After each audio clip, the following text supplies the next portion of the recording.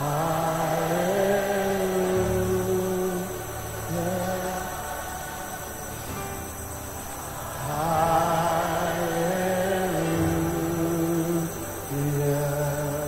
Seigneur soit avec vous. Évangile de Jésus-Christ selon saint Luc.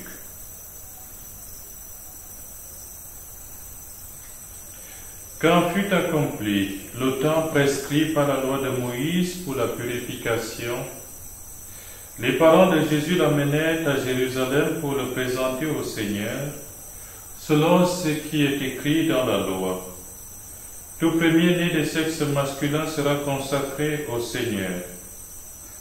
Il venait aussi offrir le sacrifice prescrit par la loi du Seigneur, un couple de tourterelles ou 2 petites colombes. Or, il y avait à Jérusalem un homme appelé Siméon. C'était un homme juste et religieux qui attendait la consolation d'Israël, et l'Esprit Saint était sur lui. Il avait reçu de l'Esprit Saint l'annonce qu'il ne verrait pas la mort avant d'avoir vu le Christ, le Messie du Seigneur. Sous l'action de l'Esprit, Siméon vint au temple. Au moment où les parents présentaient l'enfant Jésus pour se conformer au rite de la loi qui le concernait, Siméon reçut l'enfant dans ses bras et il bénit Dieu en disant: « Maintenant, ô Maître souverain, tu peux laisser ton serviteur s'en aller en paix selon ta parole.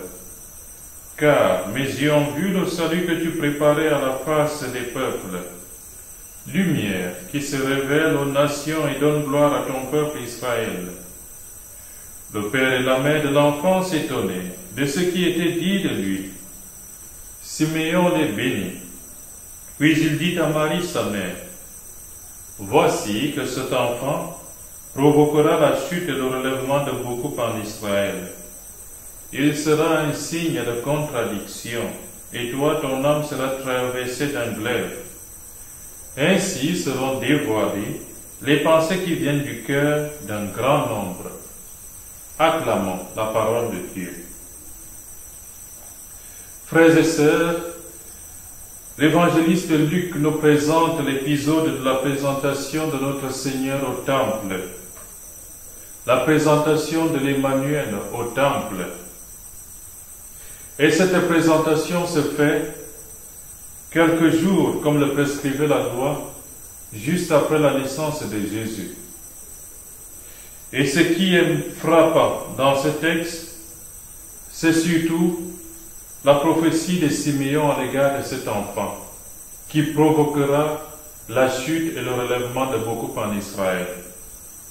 Durant les textes que nous avons médités au cours de ce temps de Noël, nous avons entendu que la lumière est venue dans le monde, la lumière est venue dans les ténèbres, et les ténèbres ne l'ont pas arrêtée. Hier, dans la célébration de la fête des Saints Innocents, il a été question surtout de cette lumière qui commence à subir les haines, qui commence à subir la jalousie des puissants de ce monde. Aujourd'hui, Siméon qui reçoit la consolation d'Israël dans ses bras, lui qui a longtemps attendu cette consolation, prévoit aussi les luttes de la lumière au milieu des ténèbres. Frères et sœurs, oui, la venue de Jésus est une grande joie pour nous. La venue de Jésus est un moment pour chacun d'entre nous.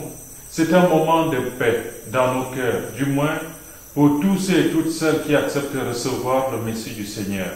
Oui, c'est un souffle nouveau de paix qui souffle dans nos cœurs respectifs.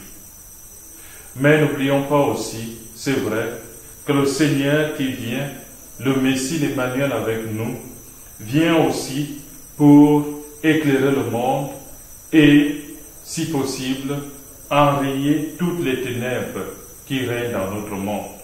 Ces ténèbres viennent d'abord de nos cœurs respectifs. Ces ténèbres se répercutent ensuite autour de nous par notre propre péché. Voilà pourquoi dans la première lecture que nous avons entendue, à la suite de la méditation de Saint Jean, Saint Jean qui médite sur la lumière, sur le lien de la lumière avec les ténèbres. Saint Jean a commencé par nous dire que Dieu est lumière, en lui il n'y a point de ténèbres. Et Saint Jean nous donne une piste en nous disant que si nous voulons enrayer les ténèbres de nos cœurs, si nous voulons que la lumière règne véritablement sur notre monde, il nous faut pratiquer l'amour fraternel.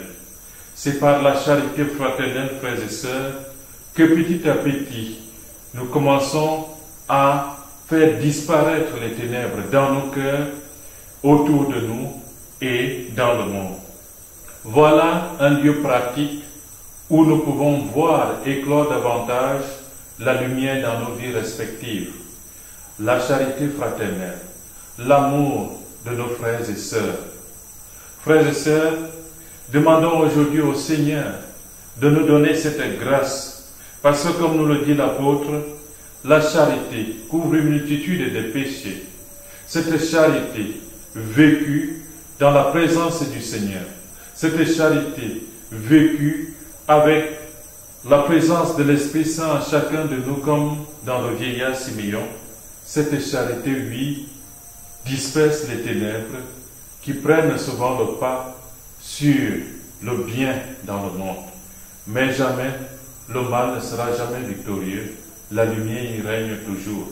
Et cette lumière, quoi qu'on ait l'impression que les ténèbres ont souvent l'avantage sur elle, cette lumière continue à progresser dans le monde. Cette lumière continue à se répandre autour de nous, même si elle ne fait pas beaucoup de bruit. Cette lumière est là. Le Christ est là au milieu de nous. Osons ouvrir nos cœurs au Christ. Osons ouvrir nos cœurs à l'enfant Jésus, pour que règne dans nos cœurs la lumière du Christ, la lumière de l'Esprit Saint, pour que règne dans notre monde la lumière de justice, le soleil de justice qui est l'Emmanuel avec nous. Amen. Amen.